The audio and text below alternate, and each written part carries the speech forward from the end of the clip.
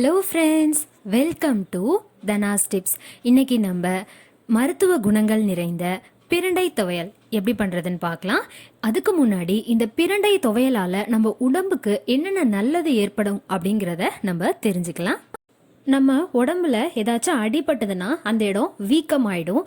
அந்த மாதிரி வீக்கம், அப்புறம் சுளுக்கு, பிடிப்பு, அப்புறம் உடம்புல ஏதாவது ஏற்படக்கூடிய வலி, இது போன்ற பிரச்சனைகளுக்கு இந்த பிரண்டை துவையல் ரொம்ப நல்லது.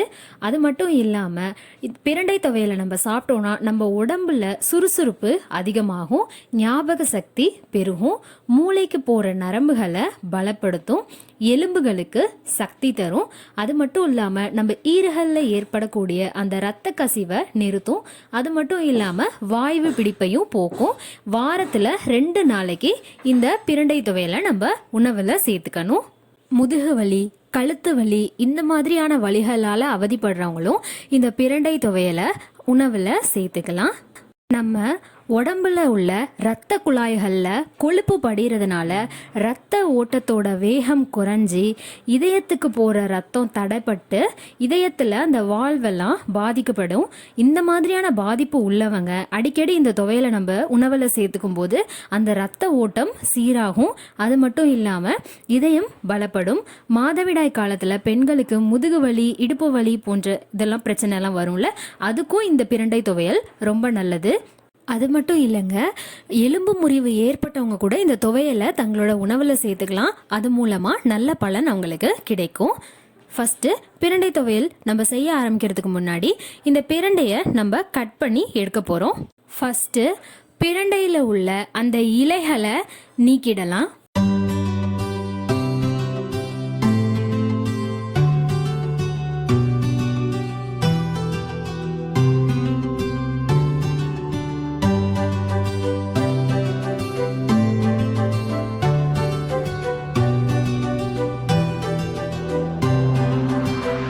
பிரண்டையில் உள்ள இலைகளை நீக்கியாச்சு.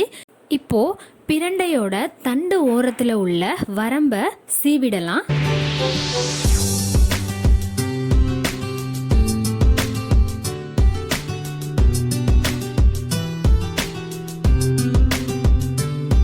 பிரண்டையில் உள்ள வரம்பை சீவி முடிச்சதுக்கப்புறம் பிரண்டையோட இந்த தண்டை இந்த மாதிரி சின்ன சின்னதாக கட் பண்ணி எடுத்து வச்சுக்கலாம்.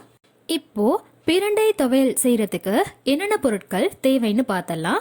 ஆல்ரெடி நம்ம பிரண்டை எடுத்து இந்த மாதிரி சின்ன சின்னதாக கட் பண்ணி எடுத்து வச்சாச்சு. காய்ந்த மிளகாய் 9, பெருங்காயம் சிறிதளவு, கொத்தமல்லி விதை 2 ஸ்பூன், உளுத்தம்பருப்பு 2 ஸ்பூன், கடலைப்பருப்பு 2 ஸ்பூன், இஞ்சி 2 இன்ச் நீளத்துக்கு எடுத்து அதை சின்ன சின்னதாக கட் பண்ணி வச்சுருக்கேன். புளி ஒரு பெரிய நெல்லிக்காய் அளவு, உப்பு தேவையான அளவு, எண்ணெய்.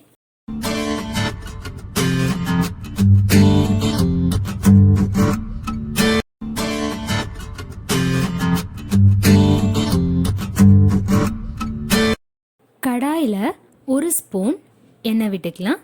எண்ணெய் நல்லா காஞ்சதுக்கு அப்புறம் பெருங்காயம், காய்ந்த மிளகாய், கடலைப்பருப்பு, உளுத்தம்பருப்பு எல்லாத்தையும் சேர்த்துட்டு வறுத்தெடுத்துக்கலாம்.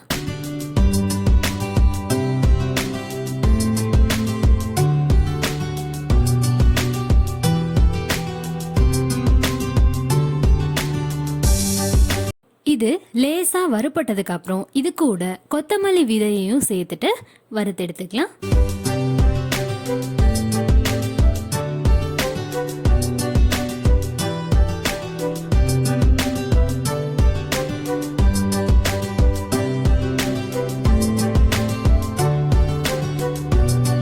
இப்போ இது நல்லா வறுப்பட்டு வாசனையும் வர ஆரம்பிச்சிருச்சு.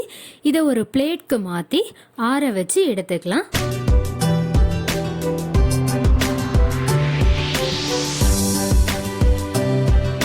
திரும்பவும் கடாயில் 1 ஸ்பூன் எண்ணெய் விட்டு அதில் நம்ம கட் பண்ணி வச்ச பிரண்டையை சேர்த்துட்டு வறுத்தெடுத்துக்கலாம். பிரண்டை நல்லா கலர் சேஞ்ச் ஆகி வாசனை வர வரைக்கும் வறுக்கணும். யூஸ்வலாக பிரண்டையெல்லாம் அதிகமாக நம்ம உணவில் சேர்த்துக்க மாட்டோம். இந்த மாதிரி துவையெல்லாம் நம்ம சேர்த்து சாப்பிடும்போது நமக்கு உடம்புக்கும் நல்லது, அதே சமயத்தில் இது ரொம்ப டேஸ்ட்டாகவும் இருக்கும். பிரண்டைலாம் யூஸ்வலாக பார்த்தீங்கன்னா இந்த ஆள் நடமாட்டம் குறைவாக இருக்கிற அந்த பற்றை காடுகள்னு சொல்லுவாங்கள்ல, அந்த மாதிரி இடம், அப்புறம் வேலி, இந்த மாதிரி இடத்துல தான் இதெல்லாம் வளரும். இந்த பிரண்டை வந்து ஒரு கொடி வகையை சார்ந்தது இது.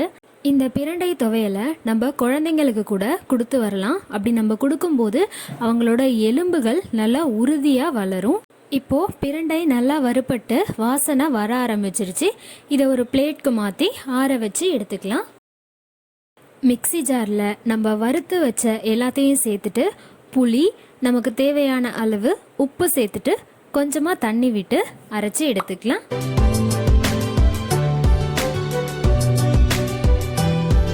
அரைச்சி முடிச்சாச்சு. இப்போ அதை ஒரு கப்புக்கு மாற்றிக்கலாம். சுவையான மற்றும் ஹெல்த்தியான பிரண்டை துவையல் தயாராகிடுச்சு.